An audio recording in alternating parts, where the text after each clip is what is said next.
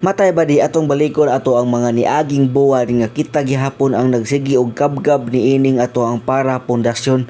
Ana kanindot lang gini atong gibuhat mga badi. Mao ako ning gituyo nga weekly ako ni bangagan diri para gyud mo gawas gyud ni akong singot. Aw sa wadam ha mga badi no sa sige na kog ari-ari weekly mga badi taga Domingo mga badi ako ning laagon diri ang muang bukid mga badi. Tinuod lang gyud mga badi no nangandoy ra man gyud ko mga badi og makabuhat kog ingon ani.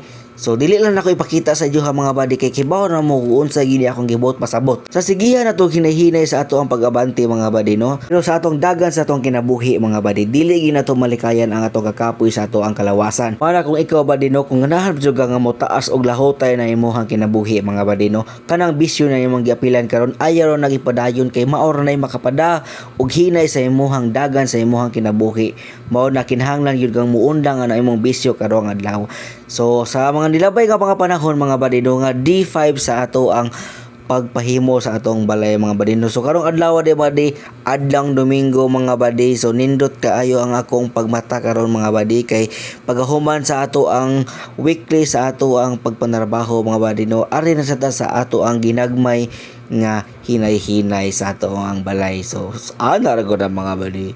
So ato na nagipatag mga badi para puhon-puhon mga badi mo bantok og ma-play na gyud na ang ato ang turinganan para gamay na lang gyud ang ato ang gasto sa ato ang pagpa-flooring. Kay nindot kaayo mga badi nga makita nimo ang imong ginagmay nga progress sa imong kinabuhi. Mao to mga badi while kapaabot ko sa akong gi-order nga si Porlins mga badi kay mao may kuwang sa ato ang gamitonon diri sa babaw para masugdan atok para mahuman na gyud. Nga medyo nadugay man gyud pag-deliver mga badi mao na nga ako ana lang yung gisugdan og kabgab di aring kilid mga badi para makita gyud nga aduna nay mupuyo. Bitaw nga badi ako nang gihawanan diri para nindot tatan-awon og mabutangan na nato og mga flowers puhon-puhon mga badi.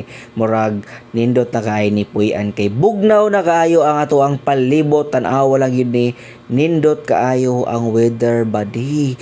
Mao ni dinhi mga badi nga ang hangin mga badi gikan ra gyud sa mga dahon sa saging bugnaw kaayo. So mo na mga badi ang kanindot dinhing lugar kay wa gyud kay problemang huna-hunaon kay grabe kanindot ug hapsay kaayo ang imong dagan sa imong kinabuhi. Tan-awa lang gyud na mga badi no puro lang saging ang imong makita niini. So bahala lang nang kahugaw sa imong kuko o kaitom sa imong lawas.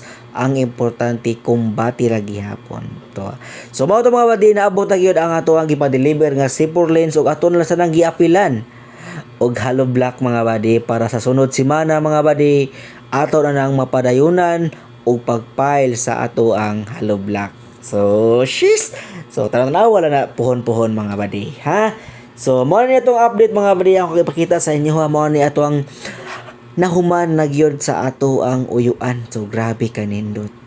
Dako kaayong kalipay, lami kayo sa pamati mga badi nga nakita na gyud nimo ang imuhang ginagmay nga paghinay-hinay. So mao na mga badi ang ato ang update karon sa ato ang D5 sa ato ang pag-upload sa ato ang pagpahimo sa atong gamay. So basta next week mga badi adto na say kausaban karon na kumpleto na gyud ato ang atop mga badi. Dili na gyud ta mahadlok sa uwan og init mga badi kay nindot na kayo ang atong atop tan-awa na o tan-awa gyud ang trabaho ni Pedro gud no sa pinakagahi gyud nga uyuan. Maayo kayo pinaka-humble. Grabe mo trabaho no kung kinsa tong ganahan nga magpatrabaho kontaka lang ko ninyo ha kay ako mismo muhatod og mo pasalig sa inyo ha nga grabe ka nindot mo trabaho nya mao lang total mga badi og sa sunod semana na sad ang atong update nga pagpahimo sa ato ang gamay. Sush pinariatik ng sagradani. Hi guys, so mo ni ang katawan sa una. Nanakoy pakingan sa akong inmax.